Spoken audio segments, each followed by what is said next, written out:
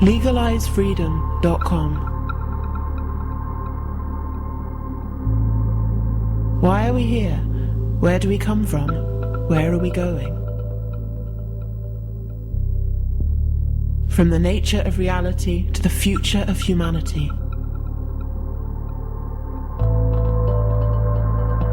Beyond politics, poverty and war. LegalizeFreedom.com.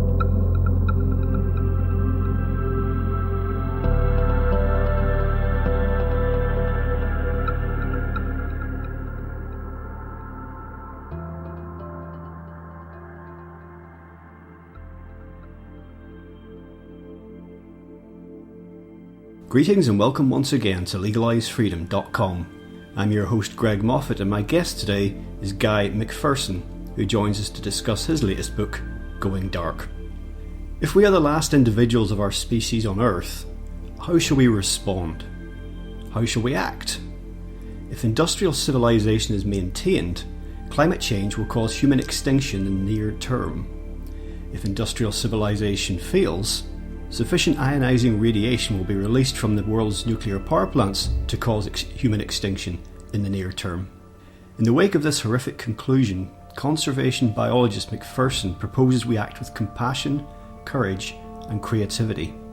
He suggests we act with a kind of empathy for which humans are renowned. In other words, he suggests we act with decency toward the humans and other organisms with which we share this beautiful planet. Going Dark is a story of one scientist's response to the horrors we face. It's a deeply personal narrative, infused with abundant evidence to support its terrifying claims. Going Dark peels the shadow from the cosy dreams we've all bought into. That technology will save us from climate change, that the products we consume are endless and untainted, that our modern idea of happiness and convenience doesn't crush others, and that the heartbeat of the industrial economy that pulses within us is sustainable and ethical. McPherson's latest work will make you think twice. Hello and welcome, Guy, and thank you so much for joining us today on LegalizeFreedom.com. Thanks for the opportunity, Greg. I appreciate it. Now, Guy, today we're going to be talking about some of the topics raised in your latest collection of writings, which is Going Dark. And for years, many years, you have been writing and speaking about your concerns about where we're headed as a global civilization and all the problems that we're getting into with energy, the environment, and on and on. It's a catalogue of potentially catastrophic problems. It just keeps growing. And as the situation has evolved, your take on it has evolved as well. For example, when peak oil first really loomed up, you saw that actually as a positive opportunity for a while. So as we're about just to go into, say, just publishing this new book, where do you find yourself in 2013 with all this, both intellectually and emotionally? Well, you're right. I viewed peak oil as an opportunity to extend the run of our species for a while. Working on a book in 2002 with a colleague, a book about climate change, it occurred to me that we were probably headed for our own extinction as a result of climate change as early as 2030 or so. And then shortly thereafter, I discovered the concept of global peak oil, which I thought would terminate industrial civilization rapidly enough to give us another generation or two. But that was a long time ago. That was 11 years ago. And I've given up on that idea. We've triggered too many self-reinforcing feedback loops on the climate front. The climate is warmed. I've encountered considerably much more information during the last 11 years, and I don't see any way that we can extend our run beyond the 2030s in any event because of the evidence that has presented itself. It's just overwhelmed me. Now, you mentioned 2030 there, and there's a lot of people out there who've been warning about, as I mentioned before, problems with the environment, problems with energy supply, and our complete dependence on fossil fuels and what have you. But your prognosis is not quite uniquely pessimistic, but really to say that, you know, there'll be a sixth great extinction on the Earth come 2030, or that the environment just won't be able to support human life as we know it by then. For some people, that's beyond apocalyptic. Yes, absolutely, and I get a lot of pushback as a result. But I reached that conclusion about 11 years ago, as I indicated, and since then the evidence has become quite overwhelming. For example, on September 20th of this year, John Davies, writing for the Arctic Methane Emergency Group, concluded that by 2040 there will be habitat for very few, if any, humans on the planet. He was not taking into account any of the 26 self-reinforcing feedback loops we've triggered. He's only considering carbon dioxide in the atmosphere. When you add in the feedback loops, it obviously becomes a lot more dire than that situation. So at this point, I only cite the evidence of other people. I don't do any primary research. Rather, I do secondary research, organizing and synthesizing the information put out by other people. Now, I talk to people, friends, colleagues, and you won't be surprised to learn, I mean, this is your experience as well, that a lot of them are kind of not on the same page when it comes to this. And they'll say things along the lines of, they'll say things that indicate basically that they don't notice the things you're talking about. Now, obviously, stresses and strains in the system, a lot of them are concealed from us, in our everyday lives. Where would you expect these stresses and strains to begin to manifest themselves within, the system that most people live within, at locations or to an extent that they can't ignore anymore? As of about a year and a half ago, there were 1,000 children a day dying early deaths because of climate change, mostly in the southern hemisphere, mostly in sub-Saharan Africa. Just because it hasn't come to your neighborhood yet doesn't mean it's not happening at a global scale. The last time we had a month of below average global temperature was February 1985. So that's a long time. You would expect to have a month of slightly below average temperature, say every other month or so. It's been since February 1985 that occurred. We've triggered all those self-reinforcing feedback loops. Some people are noticing without paying any attention to the scientific data at all. For example, I lived in Tucson, Arizona for more than 20 years, and 2 of the last 4 winters in Tucson, there were freezing events so dire, so cold, that 80 to 100-year-old citrus trees were killed. Now, they've been there for a long time, and it got so cold in the last few winters that it killed these citrus trees.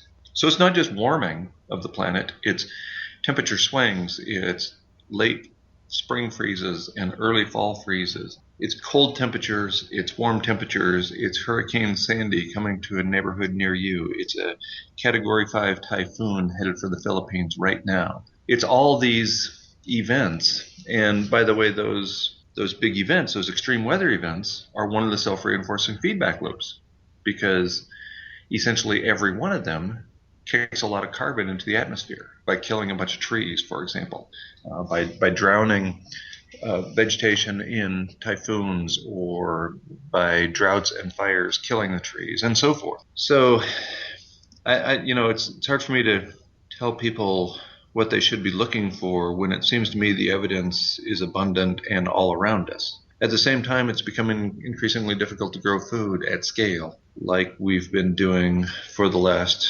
70 years or so, post-World War II.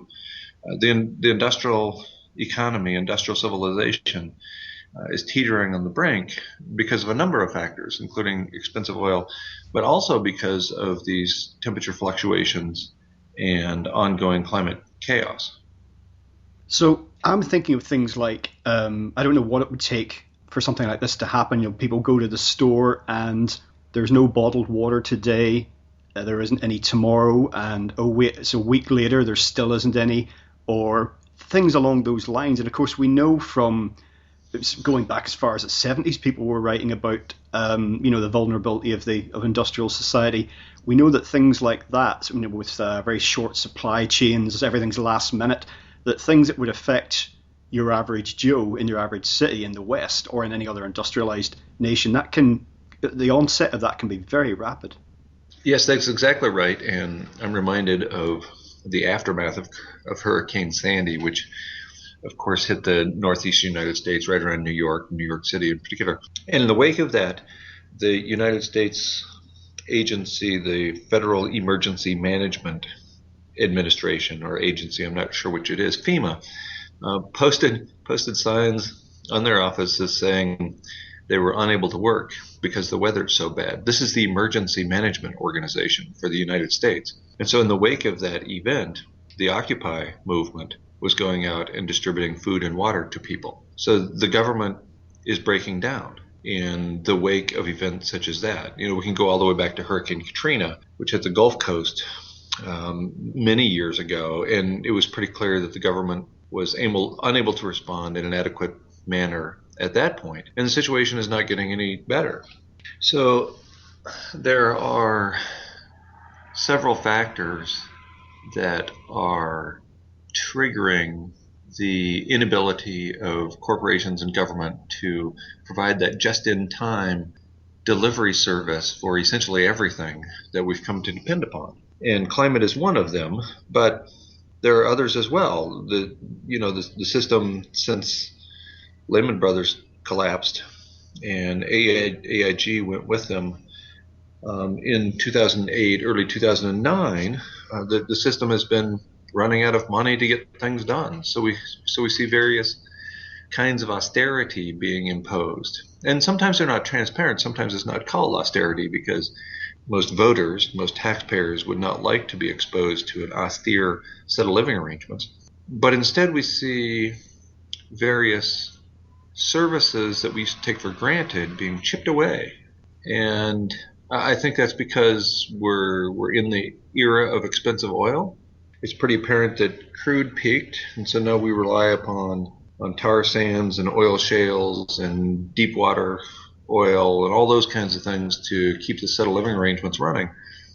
But the whole system has entered an era of great economic contraction.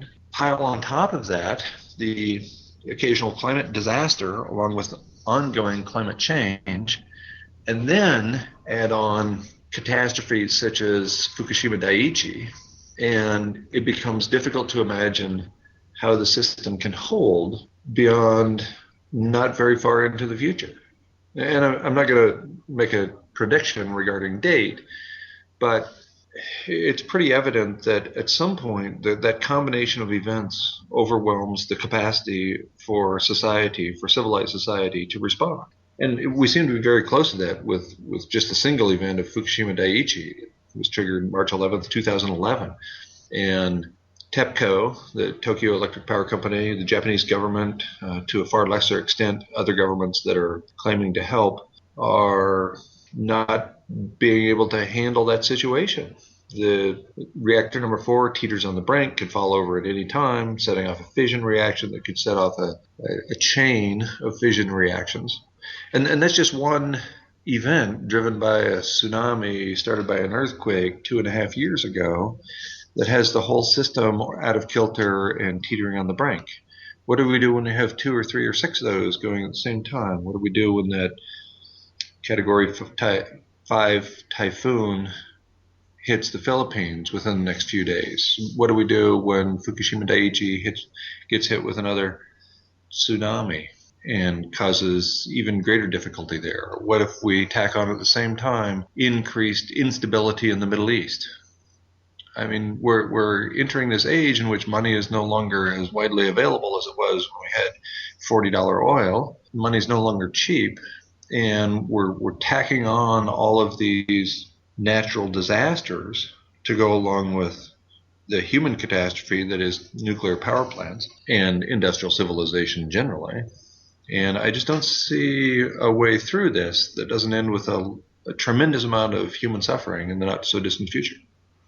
It's certainly correct to say that nuclear, which was held up, even though throughout the decades we still have not worked out a way to process or even store suitably the waste nuclear material, it's still held up as the fuel source of the future. That's what was going to save us from the threat of running out of fossil fuel, and that's just being exposed for the fantasy that it always was. But speaking of economics, it's also been clear that throughout the 20th century, and it's ongoing now, we're just having yet another one in these series of economic crises that we seem to go to and from constantly. The economic system has actually aggravated all the things that you're talking about because it distorts markets. And of course, in the early days of the 20th century, in economics itself, the so-called dismal science, land was effectively taken out of economic equations, and we had all these so-called externalities that meant that the true cost of, say, for example, the aforementioned bottle of water at the store, or a cheeseburger, the true cost of that and producing it is not reflected in the price. So things are artificially cheap, and over the long run, that causes enormous problems. Yes, absolutely, and we're seeing some of the impacts of that now. When you externalize all the activities associated with drilling for oil and delivering that oil and processing it, refining it, and getting it to the pumps, when you externalize all of the factors beyond extraction and delivery, which is what we've done in this country, and to a lesser extent in other Western nations, then you have events like Deepwater Horizon in the Gulf of Mexico that result. If we had priced oil at what it actually costs to extract, deliver, pay for the infrastructure, pay for the consequences such as spills, if we had internalized all those costs 40, 50, 70, 100 years ago, then we would be facing $12 to $15 per gallon at the pump, which means $4 per liter at the pump. And we would have been there for a very long time, and the entire society would have been different than it is now. But we made that decision and many similar decisions a long time ago, most of which were designed to benefit a relatively few people financially. Governments in this country are designed to benefit corporations and the relatively few people at the pinnacle of those corporations at the expense of the, quote, common person. So it's a little late now to try to internalize those externalities. It would cause significant disruption to the entire system and probably bring it all down in a relatively short period of time. So I don't see anybody making any progress on that front. I don't see anybody taking away the subsidies on fossil fuels in the United States, for example. I don't see anybody taking away the subsidies on delivering cheap bottled water at the grocery store at this point, because it would almost certainly cause even more significant economic contraction than we're already observing. I studied economics at school, as it's not at university level, just basic, but I learned almost nothing actually about how the world actually works. And economics is supposed to be one of the, sort of metrics that measures how the human world works and its interaction. But there's an interesting point you make in the book, and this applies not just to economics, but academia in general, and to a lot of science, is that these institutions can be very dominated by ego-driven individuals. There's a lot of that ego attached to, getting ahead in your discipline and getting things published. And that's not conducive with seeing things clearly or doing what's right. No, you're absolutely right about that. And it's not just economics. It's the entire enterprise of higher education, at least in the United States, and probably throughout the world. I mean, it's essentially the same system, the same model that we've had for the last 400 years or so. And what drives that is ego, and what wins out is ego. The bigger ego you have, the more renowned you become in academic circles, and therefore beyond those academic circles. So the entire enterprise of higher education is ego-driven.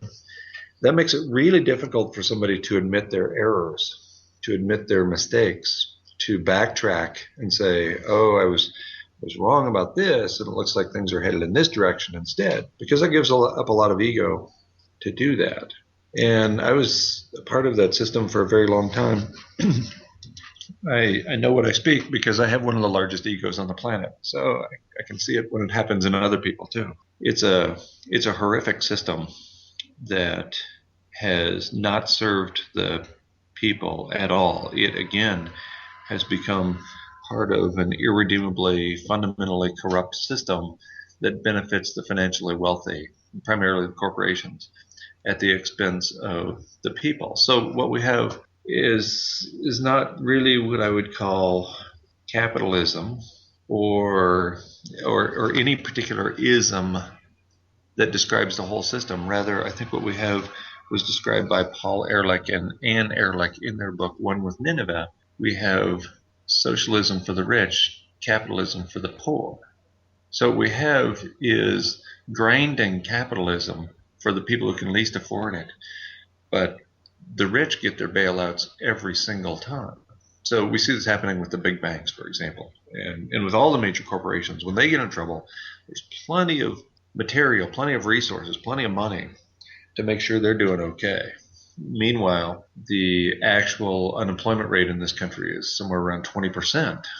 But we keep changing the rules so that it appears to be fewer people than that are unemployed, and so on. So we have this fundamentally irredeemably corrupt system at the entire level of the country and probably most of the westernized world, industrial civilization, and a relatively small part of that is academia, but academics contribute probably to a far greater extent than is merited to the continuation of the system, because these are, at some level, these are priests, especially the economists within academia have become the high priests of a system that worships one thing and one thing only. That's economic growth.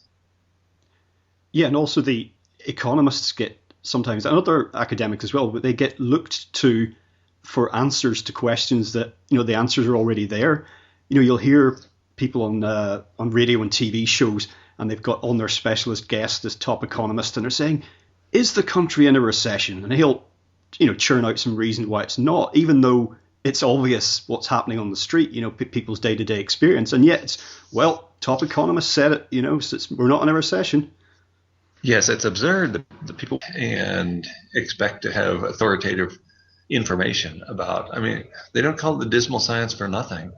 The entire enterprise of neoclassical economics is built on a foundation of sand, and that's being charitable or insulting to sand, depending upon your perspective. It's the assumptions that underlie neoclassical economics can be readily punctured by a junior high student and pointed out as blatantly, glaringly, obviously incorrect. And yet, who do we turn to for information about how well our world is going? Economists, of course. Well, and you mentioned already this infinite growth paradigm that we're living under, and perhaps that's currently being exposed again as a fantasy, because since 2008 and the financial crash, we're hearing a lot of talk about green shoots, but we're still waiting for this recovery, and the government wheel out some figures. This happens in Europe, the UK, US, all over. They wheel out some figures on growth and on interest rates, this, that, and the other thing, and they'll tell us, house prices are going up perhaps, and this is all good because we're going to get back to growth anytime soon. And certainly in the UK here, the government find themselves in the absurd position of promoting growth and austerity at the same time, because we've got to cut some of these social programs, but at the same time we've got to get the economy growing. And they're diametrically opposed, and that's the sort of absurdity that's beginning to show cracks in this perpetual growth paradigm, I think. Yes, absolutely. It's again, capitalism for the poor and socialism for the rich. Got to have growth at the macro scale, but that's got to come at a cost because money isn't as widely available as it was. We're in this time of economic contraction. Somebody's got to pay for that. Well, it's the poor, of course, who have to pay for that. It's the large institutions, the corporations, the banks, the governments that we have to maintain at every cost. And the costs are really stacking up at this point. I used to think we might have a revolution, but I think as long as the television stays on, we won't have a revolution because people, at least in this country, are so overwhelmed, are so willing to capitulate to the idiot box, the television, that as long as we have beer commercials and car commercials in the occasional situational comedy, I don't see a revolution in our near future. Well, I've made this point many times before, but I kind of see people, these people I meet in day-to-day life, they seem to be going more or less in two sort of directions. I meet people who are kind of awakening to new realizations about, these things, and they're saying that the world isn't really how they thought it was or how they were told or what they learned in school, what they grew up to believe. And I see other people actually going deeper into unconsciousness, just embracing the banality, the beer commercials, the bikini-clad girls, the sports cars, the football, whatever it is, because at some subconscious level, I think they know that all is not well, but they just can't face it. It's just too overwhelming. Well, it is, and that's perfectly understandable.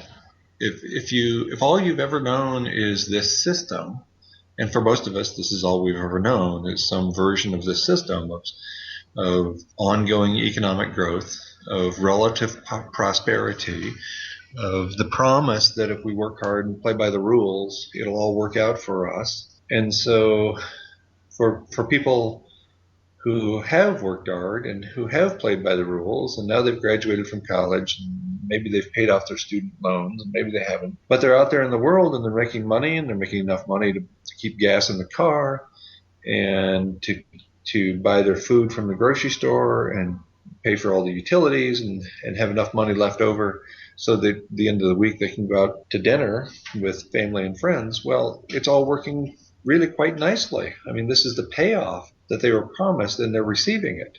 So when it comes to the consequences, the costs of that way of living, people don't want to know, so they look away. If that way of living costs children in China much shorter lives, if it costs adults in China loss of fingers or legs because of the factory system, if it costs other species high rates of extinction or torture because they're part of the industrial food chain, well, most people are willing to look the other way because they finally realized the benefit of working hard within a fundamentally corrupt system.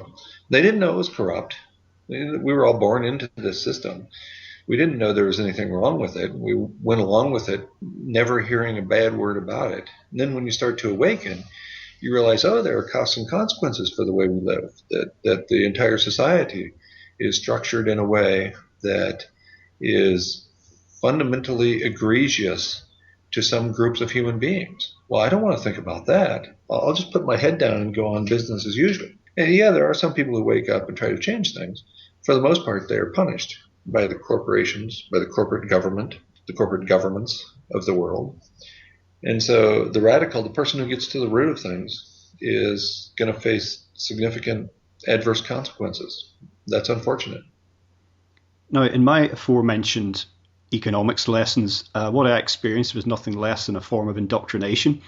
And I don't have kids, but I've got friends who have kids of young kids school age, and I've got friends who are teachers at what we call primary level here, which is the youngest kids right through to university level. And that system is still turning out people to function within an industrial paradigm that, as you've documented, is going away. And kids coming out of college or university are increasingly finding that the world isn't set up for them to work for them anymore. Yes, that's exactly right. And it took me a long time to figure that out too.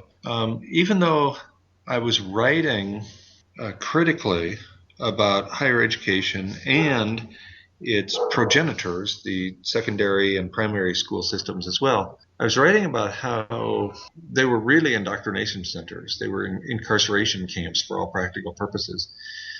But it took me a long time to integrate that into my own life. So even after the critic realizes that what he is writing about is in many ways horrible and corrupt and probably can't be changed except by throwing the whole system out, it's difficult to integrate that into your own life.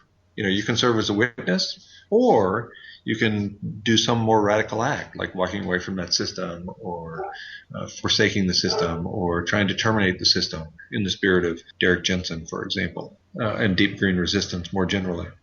Those are difficult acts to take because everybody we know in this system was born into the system, indoctrinated in the system, and doesn't really see what's the matter with it. The cracks are showing now, but we still have more than 200,000 people added to the planet every day. So unless we're convincing more than 200,000 a day that the cracks are showing that it's time to turn things around, we aren't really making any progress. We have more people born into captivity every day. So we have to have a lot of awakening all at one time if we're going to make great strides. Another response I get from people, it's essentially can be summed up as I'll be dead by then. which is kind of a bit of a nihilistic attitude to where things are going. But I think I've certainly met people who genuinely feel that. They're saying, well, I've had a pretty good innings so far. These are people perhaps, 40, 50, whatever. And they think another 40 years I won't be here, and everything else will carry on pretty much as it is now. And, we'll think of something, basically. Yes, absolutely. This Iroquois Confederation notion of 7 generations, of making decisions only after we consider the consequences 7 generations out. We haven't been thinking that way for a really, really long time in the country or in the world. So, as you point out, most people are unwilling or incapable of thinking beyond their own lifespan. We can't even imagine our grandchildren's grandchildren, 4 or 5 generations out. That's unimaginable to us. So we don't act as if those 4 or 5 generations matter. And the system has become so rapidly accelerating, so just-in-time delivery based, so immediate gratification oriented, that it becomes essentially impossible for us to consider what happens to our grandchildren even. And so we don't. So people don't think beyond their own children.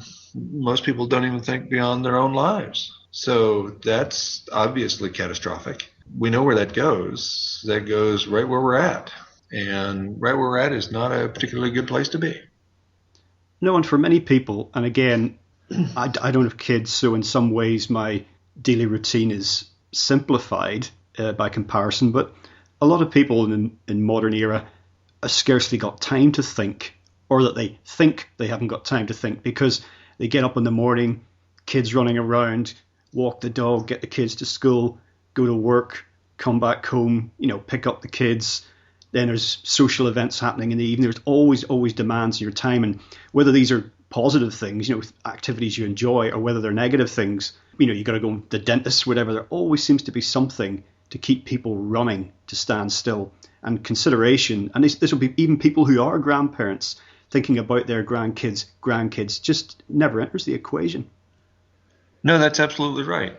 And in this country, and also throughout the rest of the Western world, it has become increasingly difficult for a single salaried person to support a family.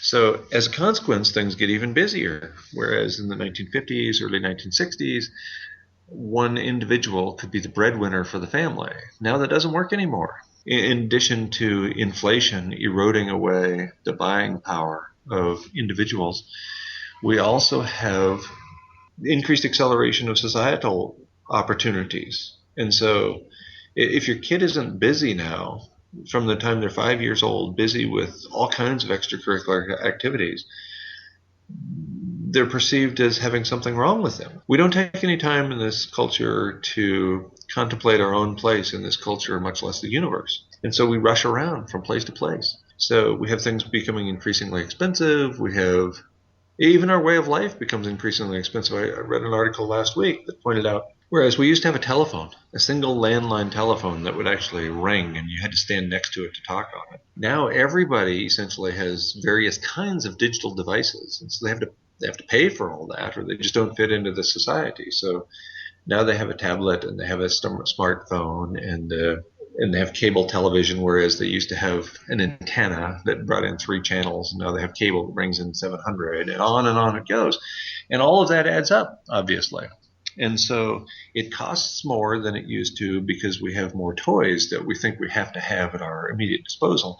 And it costs more because of ongoing inflation. And the whole system encourages us to go faster and faster and faster, and starting at a very early age. All of that is catastrophic for individuals and societies that reward individuals who actually think, who actually take the time to slow down their lives and spend some time in meditation, contemplating their place in the world or in the universe. There's no reward for that. There's punishment for that in this system. And so the gears keep churning, and they keep churning faster. You're mentioning the 1950s and how things have changed over the years. really touches upon another phenomenon that I'm noticing. And that's, we have a generation now, the first generation of youngsters who are going to do less well than their parents did. And in the infinite growth paradigm, that's just unthinkable, because things have got to keep getting better and better. Even if it means more junk along the lines you were just talking about, people have got to feel better off as the decades go by, and that's not going to happen. And we're seeing that now. I mean, I'm in my 40s, and even my parents' generation, I speak to them and they can't quite fathom that, I don't have a house that's paid off. I can't run 2 cars. I don't have a pension. The work I do keeps changing, that type of thing. And they find it, I don't think they'd contemplate it, in my experience anyway, particularly deeply, because it's rather disturbing to them that how can this possibly happen? And I think they see it at worst as a temporary blip, and that we'll be back on track at some point and have that Jetsons future that we were all promised. Right, absolutely. And probably your parents' generation, which is a half a generation younger than my parents' generation, they may be among the people who have the most difficulty grasping the notion of economic contraction. You have to go another half a generation or so beyond that to get to the Great Depression generation, to people who have actually experienced a significant economic contraction. My parents, who are in their mid-70s now, don't know about the Great Depression. They never experienced that economic contraction. So they look back, and all they see for their children and grandchildren is continued economic growth, infinite growth on a finite planet. It's obviously insane, but if it's all you've ever known is increasing economic growth, then it's difficult to imagine that could turn around. And so the mere thought of it is beyond the pale, because it's not in anybody's experience, essentially, who's alive today. That's going to make this far more challenging, because there is this intergenerational inequity. As a consequence of that, there's this inability for the generations to thoughtfully communicate with each other, because it's difficult for the so-called greatest generation, the people my age and older, to even fathom what the younger people are going through. You just need to work hard, and the jobs will come your way. Soon you'll have your house paid off, and blah, blah, blah. All those other lies that culture has been telling us for a long time that are coming home to roost, so to speak. It's not the same world it was not very long ago. You mentioned increasing instability in the Middle East. That's an ongoing car crash there, really. It just gets worse by the year, more and more interference mostly from the West, but also from Israel. But there's a lot of power plays going on there. But I think at the root of it, and we know that oil is an issue there, and certainly some of the powers are interfering there for oil. But I think at the root of it, there are major resource problems, many of them linked to climate change, that are actually dogging the Middle East. And if you drill right down, that's at the root of it. For example, one of the things that, the whole Arab Spring thing started, albeit it was just someone's right to sell food without being too heavily taxed.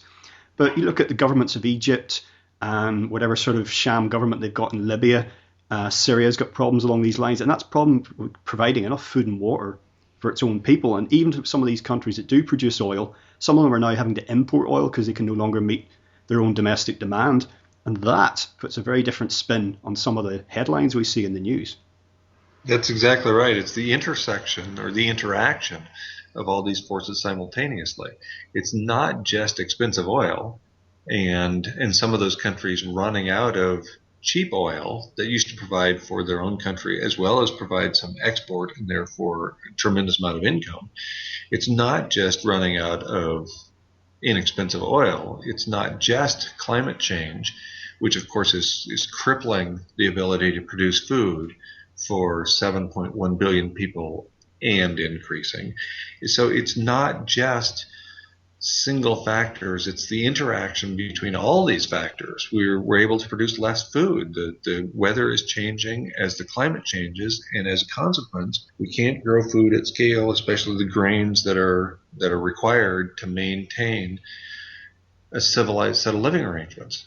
So you tack that on to economic contraction, to a dwindling supply of a finite material, and suddenly it's pretty obvious that the world we face is not the world we experienced in the not too distant past. I read recently that the marginal barrel of oil now is produced at more than $100. More than $100 to produce a barrel of oil. And if you're not getting that, it's not worth it to produce that barrel of oil. What that means is if the price goes down below $100, certainly if it goes down below $80 or $90 for a significant period of time, a matter of weeks even, we're going to experience significant supply disruptions because the oil shales and the tar sands just are not economically viable at those prices. On the other hand, if the price of oil spikes, well, we know that every global economic recession since 1972 was preceded by a spike in the price of oil. So we're in the sweet spot now at more than $100 oil. It's sufficient to keep the system going, to keep food in the grocery stores, fuel filling stations, water coming out of the municipal taps. But if we go too far in either direction from roughly $100 oil, that's going to produce significant consequences for the entirety of industrial civilization. Nobody's talking about that. Nobody's warning about that in a significant scale. I don't see much action on the part of governments to mitigate for that, or even to warn people that it might be coming. And so obviously that's going to exacerbate the situation even worse. But you're right. We have these coinciding catastrophes that are developing and crashing into each other simultaneously. And we don't have institutions, corporations, governments, nonprofits, whatever. We don't have institutions that are capable of dealing with more than one catastrophe at a time. And even one catastrophe is a significant stretch, much less coinciding catastrophes. It's quite shocking to contemplate that marginal oil price that you quoted, because I remember, albeit it was a long time ago, that the production cost of oil was like in single figures for a barrel. And you look at the difference between that and now, and yet in the time that I've been driving, which is about 25 years, the gas price at the pump is only, he says, only about 6 times where it was when I started. Right. Yes, this is a big deal, and again, it's one of those things that is not being widely recognized, not being widely reported by the media, not being widely accounted for by institutions. That's problematic. Population's also an issue here. I mean, that's a whole other debate in itself, but just in the context of the Middle East, of course, one of the other issues they have is their populations are growing at an incredible rate, and it's causing even more sustainability problems. But even in the West, where we have declining domestic populations, of course, there's increasing immigration, which yet again is another whole discussion. But a lot of that's been driven by, yes, people looking for a better life, but people also trying to escape some of the problems we've been talking about.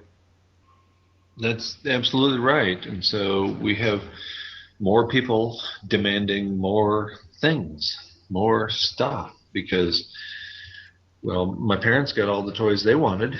You know, they worked hard, they played by the rules, they had enough money to buy everything they needed, to make as many trips as they wanted, to put their kids through college and so forth. So everybody expects the same.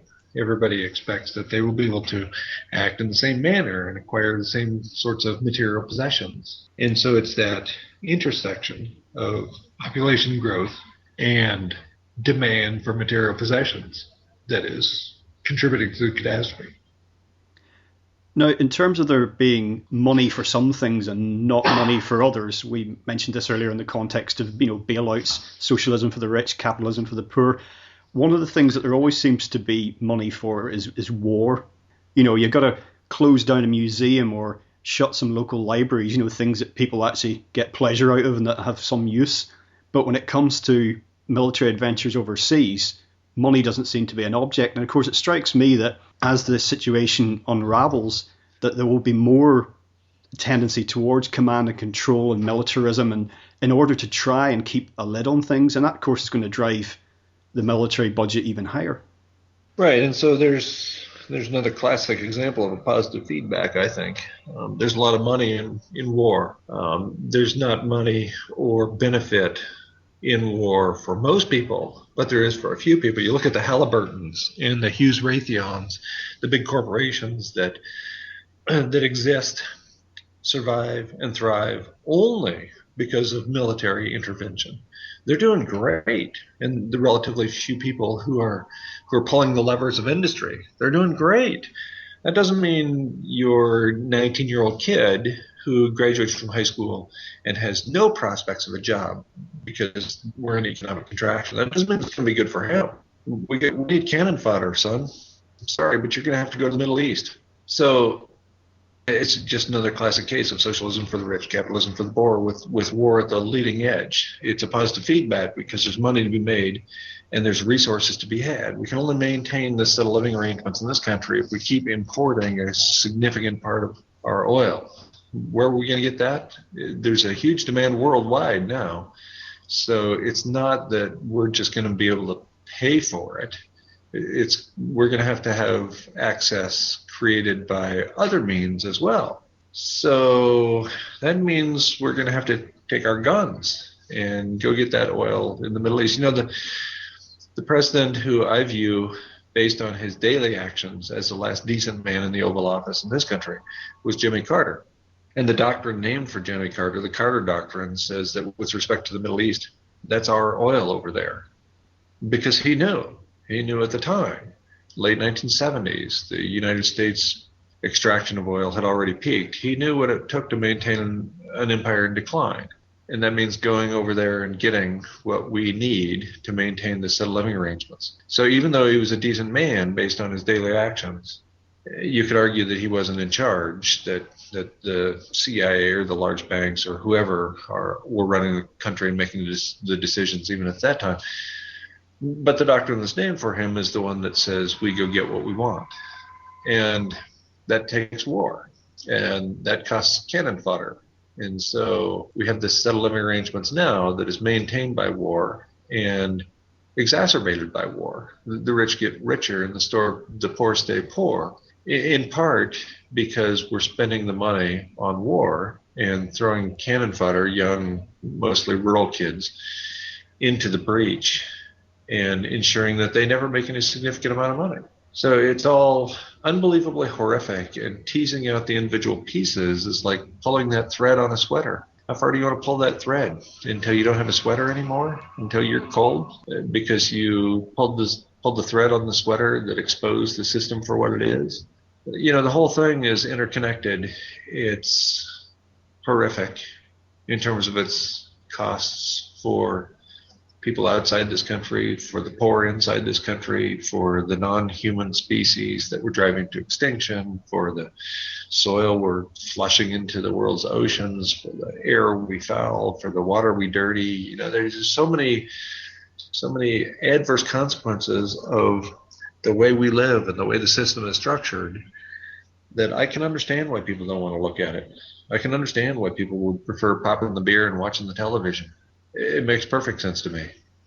Whatever various militaries are up to in the Middle East and some other parts of the world, the other side of that scene on the domestic front is basically how many countries are descending into some form of police state. And it's a very loaded phrase, and a lot of people resist it, but it seems clear that that's what we already have in many countries, include the US and the UK in that, because you're free to walk down the street and you're free to do a limited number of things, but it doesn't take very long. You start to push at the edges when suddenly the police take an interest in what you're doing. And this has got a lot worse, certainly in my lifetime. I mean, there are things that we put up with now, mainly in airports, that if you told me in the 1980s that one day we'd be doing this, I'd have said no way. To coin a phrase, that won't fly. People are not going to put up with that. And yet we do. And I think that the spying and surveillance that we see all around us now, those two are signs of decline. That the reactive measures being taken by sometimes desperate governments. Oh, absolutely. Absolutely. We are in a full-blown surveillance state in this country. Our freedoms have been chipped away. And so currently, We allow big energy companies to poison our water. We allow big ag to control the food supply. We allow big banks to control the flow of money. We control big pharmaceutical companies to control the behavior of our children, in many cases ourselves. Through it all, we think we're free. Really, it seems absurd to think we're free when we capitulate to all these large institutions to exert control over every aspect of our lives. And if we try to merely point out what's going on in the system, we get the Bradley Manning treatment, the Chelsea Manning treatment. We get the Edward Snowden treatment. We get the Glenn Greenwald treatment. As George Orwell pointed out a long time ago, truth is treason in an empire of lies. And we have an empire of lies. We have a complete surveillance state that is keeping people herded, corralled in a certain direction, in a certain set of living arrangements, and to try to point out the absurdities of that system, much less bust out, that only is going to produce pain for the individual who is pointing out the absurdities. So yes, I was at a conference, a hacker conference in August of this year, and Julian Assange was brought in via live stream. And the first question that was asked of him after he pointed out the overwhelming evidence for a complete surveillance state in the United States at this point, the first question that was asked of him was, okay, so that's the United States, but only 5% of the world's population lives there. And so what about the rest of us? What do people here in the Netherlands, what do we do that allows us to overcome that sort of system influencing our lives? And Julian Assange just cracked a wry smile, and he says, the Netherlands is part of NATO. The United States owns you. There's no escaping. It's a global empire at this point. And the catastrophe is truly global. So I just don't understand how so many people cannot see that, cannot feel that as part of the way we live now. Basically, that idea that some people have about going to New Zealand and getting a small holding, that might buy you some time, but we are all in it together at the end of the day, and that includes people in their ivory towers surrounded by guns. Absolutely. Yes, we are all in this together, and the best I can hope for is that people recognize we're all in this together and act like we're all in this together. Kurt Vonnegut's son, Mark, when asked the question, why are we here, answered, we are here to help each other through this, whatever this is. And I think that's right. We have a lot of people who are acting as if having the last gun and the last bunker and the last can of beans is a reasonable strategy for the future. And I think just the opposite. I think a reasonable strategy for the future involves embracing our human community as well as our non-human community, and acting as if we're here to help each other through this, whatever this is. As we try to think beyond this, of course, there's a lot of people, many good people, are putting forward suggestions about ways forward in terms of energy and how we might deal with some environmental problems. Sometimes it's called the third industrial revolution, but in your book, you kind of take that apart and say, look, folks, there might be, you can hope all you want, but this isn't going to work. This isn't the answer to keeping things as they are. That's right. The third industrial revolution is a myth.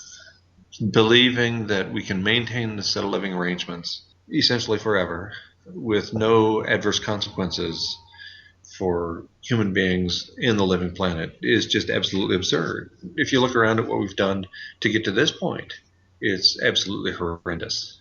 You want to maintain that set of living arrangements? Never mind whether it could happen, which it can't, because energy is finite. Never mind that we can't maintain the set of living arrangements essentially forever. Why would we want to?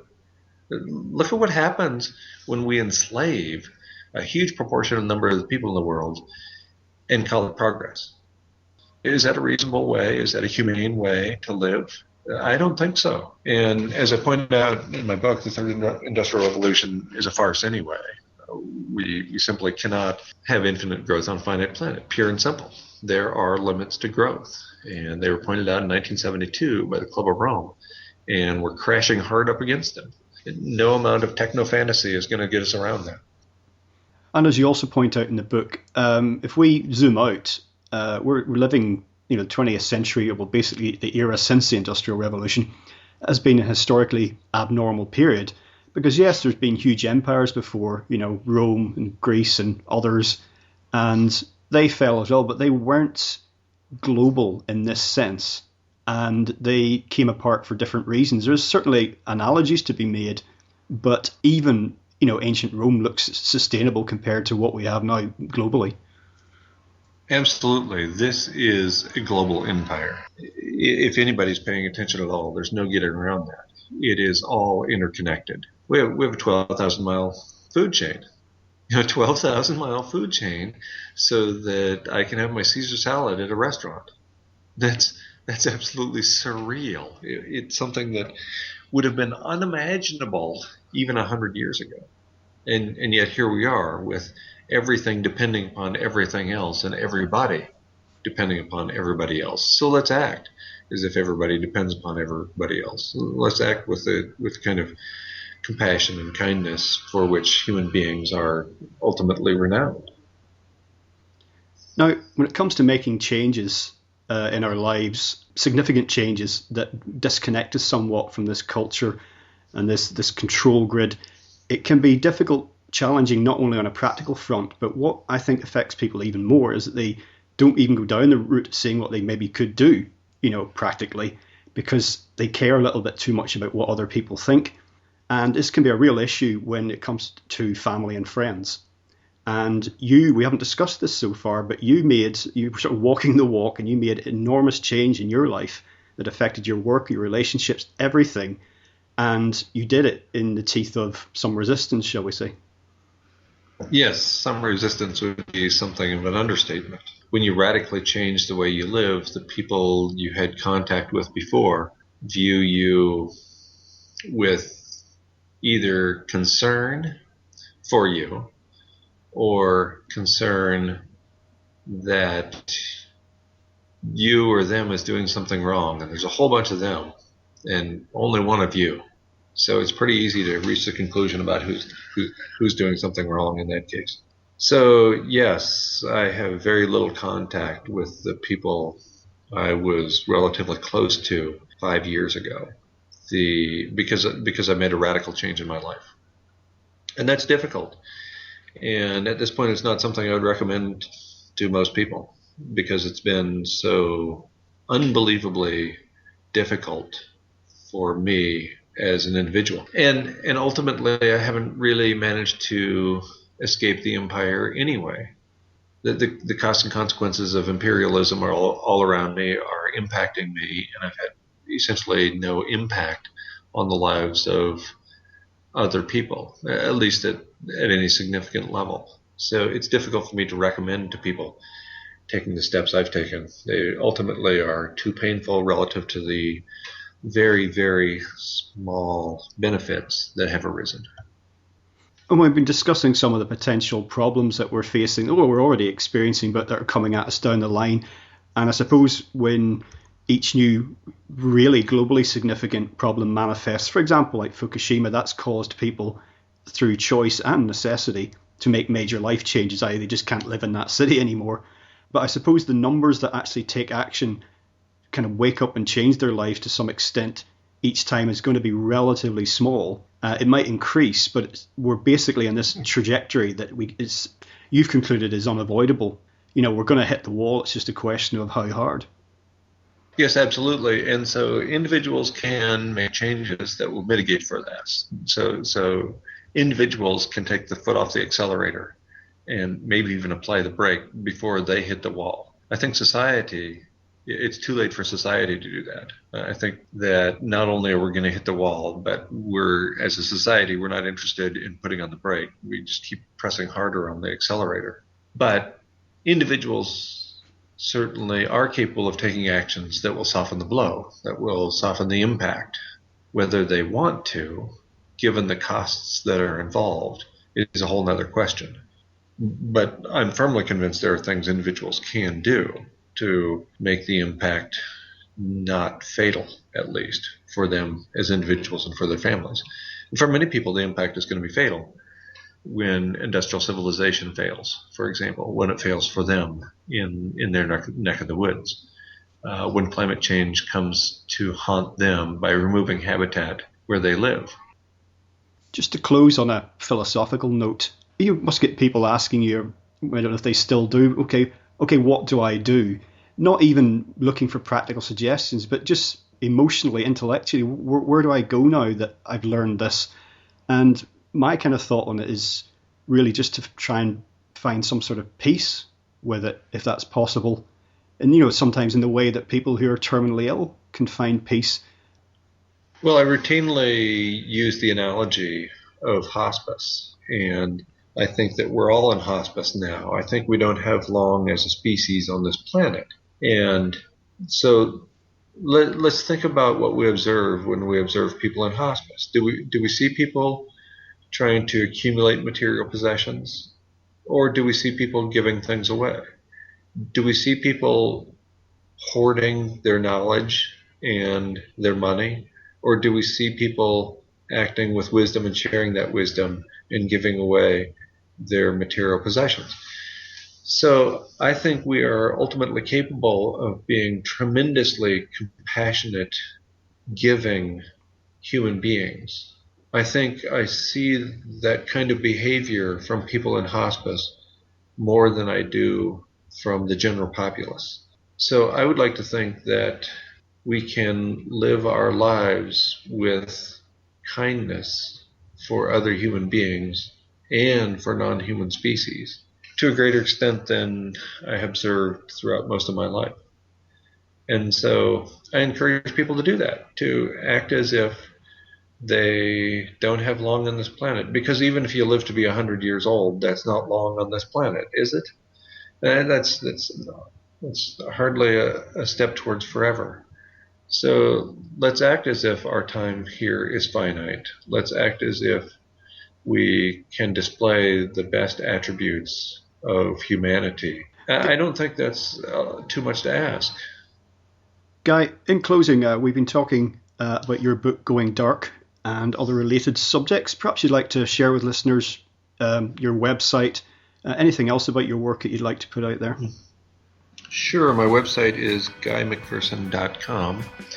It's Nature Bats Last, and you can find it by using your favorite online search engine by typing in Nature Bats Last or my name, Guy McPherson. And there's a lot of essays there, including recently a lot of essays by guest writers. You can also find information about my books. And whenever I write for other outlets, those essays appear with a link there as well. So I write a monthly essay for Transition Voice, which is the e-zine for the transition movement, transitioning away from fossil fuels in light of climate change. And I also write periodic essays for the Good Men Project. And so I bring all those to the attention. Whenever I give a presentation and somebody is there to videotape it, I post that on my website as well, so you can see my latest thoughts on any number of activities and actions and forces going on in the universe. And I hope that my website will encourage people to think about how they live and think about this society and maybe make some changes in their own lives, and maybe not, but at least not making those changes with thought instead of just because this is what culture tells us to do. So again, Greg, thanks for the opportunity to be on the show, and I encourage people to go to my website, contact me there if they would like, and into the conversation. Well, folks, that's it for another week. As ever, thank you so much for listening. If you enjoy the show, please check out the website. That's legalizefreedom.com, legalize-freedom.com, where you'll find an archive of programs offering alternative views on a wide range of topics, including world affairs, politics and economics, science and technology, religion and spirituality, conspiracy, and alternative history. You can also browse and buy a range of books and DVDs from our guests, and if you're feeling generous, make a donation to help keep the site up and running. Until next time, I'm Greg Moffat, and you've been listening to legalizefreedom.com.